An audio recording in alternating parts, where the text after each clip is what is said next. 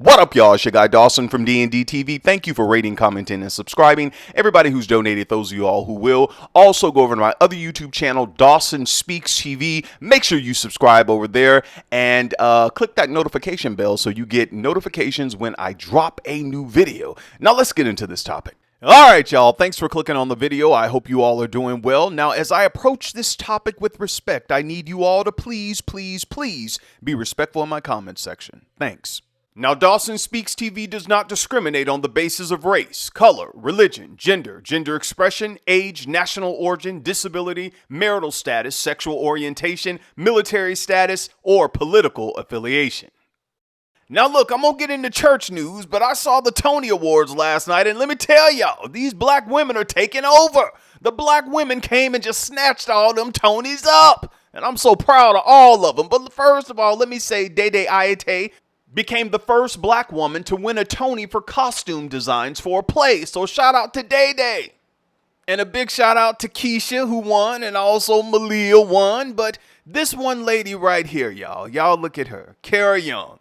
I had a chance to see the play that she was in, that she won the Tony for, which was Pearly Victorious. It was written by, the late, great Ozzie Davis and his wife, Ruby Dee. She was in the play at that time. And the role that Kira played, Ruby Dee also played that role on Broadway almost 60-something years ago. And afterwards, I had a chance to speak to Kira, and I told her, I was like, you remind me so much of Ruby Dee up there. And she was like, everybody's saying that. I'm like, no, it's true. So congratulations to you, Kara. You deserve it. You deserve it. Congratulations to all the winners. Let me go on. Now wait, before I go on, I'm going to get into church news in a minute, but you all know The Wiz came back to Broadway. It has Wayne Brady on there and Deborah Cox and the rest of the cast. And it's sad because they did not receive one Tony nomination. They were snubbed. And I want to know why. I guess they said we're not nominated, so there's no reason for us to ease on down to the Tony Awards, and I agree with them 100% on that. Let me go on. Now let's get into church news. Now someone sent me this video, and they said, Dawson, tell Kirk Franklin to give it up. He's an old man. Look, Kirk said he's not going to let any of you negative Christians get up under his skin. He's found the fountain of youth, and he's going to stick with it. Now look, nothing surprises me with Mr. Franklin anymore. I mean, after he was twerking on one of the Clark sisters, this man is liable to do anything. It seems to me that no matter what Mr. Franklin does, you all are still going to go to his concerts and invite him to your church. So don't send me no stories or no videos trying to bash him. But I am going to talk about his pastor right now, Pastor Dr. Tony Evans. Now, since the news broke last week about popular mega church pastor Tony Evans stepping down as senior pastor of Oak Cliff Bible Fellowship Church in Dallas, Texas, because of a sin that was committed a number of years ago, news outlets are staying on this story and they're not letting it go. Not until they find out what Pastor Tony Evans did. Now, a lot of people are saying that maybe he had an affair and there's a love child. Who knows? But this is just my opinion. If he didn't want anyone to have any questions about it, he should have just kept it to himself. I mean, it did happen, years ago, as he said. Why come out with this now? Now, look, there are a lot of people in comment sections who are saying that he had integrity and he stepped down on his own. And, some pastors don't even do that. No, he didn't step down on his own. The elders made him step down after several meetings. Let me read you the statement that was on the church's website. On Sunday, June 9th, at both services, Dr. Tony Evans announced that he will step away from his senior pastoral duties at OCBF. This difficult decision was made after tremendous prayer, and multiple meetings. Not just one meeting, they had several meetings with Dr. Evans and church elders. That was on the church's website. So he just didn't step away on his own. He had to meet a couple times with the elders. So for the people who are getting in comment section saying he has integrity for stepping down, no, integrity would have been stepping down when you committed the sin years ago. Now look, let me say this to the people who came in my comment section. I don't have anything against Pastor Tony Evans. I don't. And as a matter of fact, I like his ministry and I love his children. I did the video saying when he got married that I miss Lois because I do. She was my YouTube sister, a lady of grace and class. I do. But the media is the media. And if you are a person like Dr. Tony Evans, if you're in the public eye almost for 48 years, the journalists, the media, they're going to do what they're going to do. And for members and supporters telling everybody, y'all just need to pray. Well, let me tell you, the people over at the Huffington Post, they're not going to pray. New York Times, they're not going to pray. The Christian Post, they may pray in the beginning, but they're still going to do the story because you are a public figure. Come on, y'all, knock it off. And I know somebody gonna say, well, Dawson, I'm not talking about them. I'm talking about y'all vloggers and bloggers. Y'all make me sick. Well, do me a favor. Log off and you won't have to hear us. Go watch TBN and I'm sure you'll feel okay. Also, go back to the statement. Dr. Tony Evans said that there was no crime committed. That's what he said. There was no crime committed. The elders know what it was. They agreed to that. His family, his wife, everybody who knows about whatever it was, they agreed there was no crime committed. So I'm going to leave it at that. I'm not going to put any more, sauce on it or whatnot. But I am going to continue to follow this story because I don't think this is going anywhere. Let me know what y'all think so far. Now, look, we got another story out of Texas. Yes, this is Texas, and we're going to hold them. We're going to hold these men of God and women of God accountable. Now, this story is coming from Gateway Church out of South Lake, Texas, where Pastor Robert Morris has just come forward saying that he had inappropriate interactions with a young lady more than 35 years ago when he was a young pastor. And after all of these years, now you want to come and confess publicly about this moral failure, as you stated, sir, in your statement?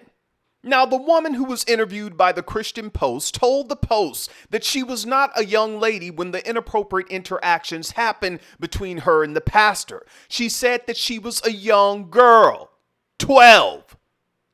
And that basically she was appalled that Pastor Robert Morris was trying to change the story around as if she was a young woman.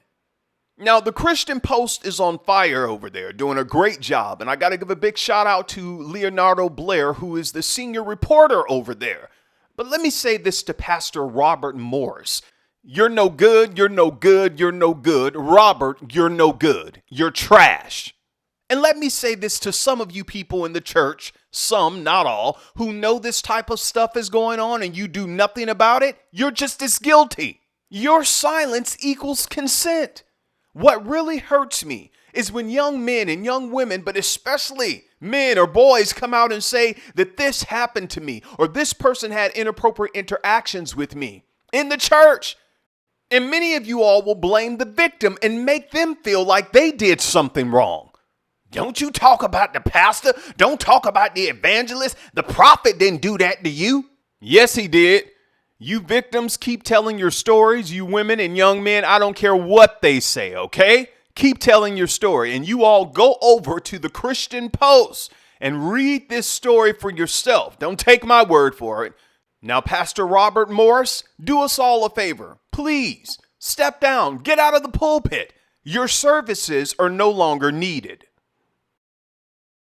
All right, now, I almost forgot about this story, but we can't forget to talk about Hot Rod, all right? Can't forget about Hot Rod. Now, Pastor Rob Parsley over there in Ohio at World Harvest, Breakthrough, there's a video that's out, and it's showing him, you can hear him yelling at his staff.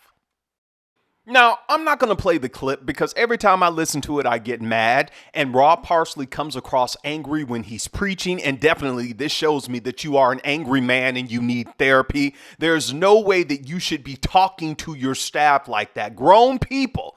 You were just going off. You came across as unhinged. Now, I don't really have a lot for Pastor Rod Parsley. Only thing I'm going to say is go get therapy. And if you're already receiving therapy, you can go twice a week or 3 times a week. You got enough money to do it. Now we're back in Texas, Dallas, Texas. Now, after taking a long sabbatical, Pastor Cora Jakes, daughter of world-renowned spiritual leader Bishop T.D. Jakes and his wife, Sarita Jakes. Y'all know I love me some Sarita Jakes. Ain't she all right? I said, ain't she all right? Pastor Cora Jakes has finally come back to the pulpit. A week ago at the Potter's House, members were shocked when Pastor Cora Jakes came out to teach the Wednesday evening Bible study. The crowd gave her a thunderous applause to where she had to tell the elated churchgoers to stop, let's get into the Word of God. Now, many of you may not know that before her sister, Pastor Sarah Jakes Roberts, was a regular speaker at the Potter's house, Pastor Cora was always there teaching and preaching as well. Now, Pastor Cora Jakes did go through a very tumultuous marriage that ended in divorce. If you heard some of her interviews, she's always been open about what happened in her marriage and about how now her main goal is to continue to be the best mother that she could be by protecting herself and her children going forward. You know, honestly, I applaud Pastor Cora Jakes for getting up and leaving her marriage, because if you have someone that's harming you or your youngins, nah, it's time to go. No questions asked. So big ups to Pastor Cora Jakes. I'm glad to see you back doing well, doing what you love to do, preaching and teaching, and I hope all goes well for you and your kids. All right, now I'm off of this. Get down in the comment section. Let me know what you think about these topics. Go off, say what's on your mind, but please be respectful in my comment section. Please, all right?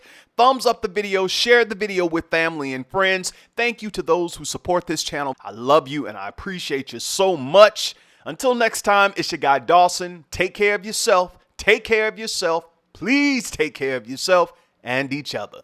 Peace.